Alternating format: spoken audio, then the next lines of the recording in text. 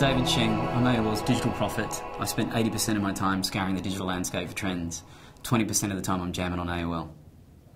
Who does your hair? I do. Years of experience. So the impact of, influence, it's really impacting AOL's business primarily around video. In fact, I'll give you two examples. It's video and social.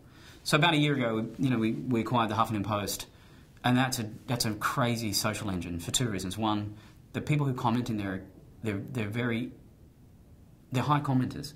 So they spend a lot of time in that environment, and they're impassioned not just about the story, but the responses to the story. So it's one of those very rare environments where the community really works. And probably the difference between Huffington Post and Facebook is that Facebook's an empty platform that you build your Lego blocks on top of. The Lego building is already built at Huffington Post, so we're already in part of that influencer, because a lot of the writers are celebrities, which kind of leads me to video. So what we're really producing at the moment with this new product launched of AOL On, it's about influencers. That's where we started. And we just happen to call them curators. So if I actually want to follow people's video tastes, I'm going to start with their influence and how they influence what I do. So it's paramount for what we do. So the path to purchase for me is, it's critical, to go from pages to parking lots. So we understand that. Bridging that, however, is challenging. But digital is probably the best experience to be able to qualify that.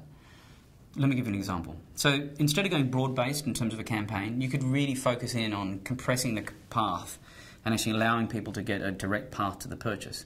I showcased something that was Adidas, where I could rotate between different pictures of a product that was showcased around a pair of sneakers that I owned. So it gave me a sense of the fashion taste. Once I locked onto a pair of sneakers, it then told me where it was located. So to me, that's very good. The other example is where the path to purchase is bridged in the physical world. So take, for example, InStyle magazine doing a fashion full spread. That could be connected to a digital device, and then on from that could be straight path to purchase, which is this is where it's available in your area. So it's location-based physically, but it could be done equally digitally. So I think influence and path to purchase is key, but for me it's a compression. So it all comes down to the thin edge of, how do you actually get people into doing that frequency? How do you get them into that habit of buying that way, that habit? A really complex question. I think, the digital consumer for me in the future really comes down to somebody who's more human.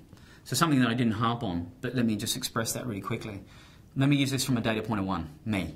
So about 10 years ago, I was, I'd spend 16 hours a day sitting in front of a terminal trying to figure out how to sort of create an interesting startup. Fast forward to today, I would be the guy on Friday night falling asleep at the dinner table. I've changed my habits where what I can do is make sure that digital enhances my offline experience. So I'm a better conversationalist at the dinner table, I'm a better husband in terms of being present.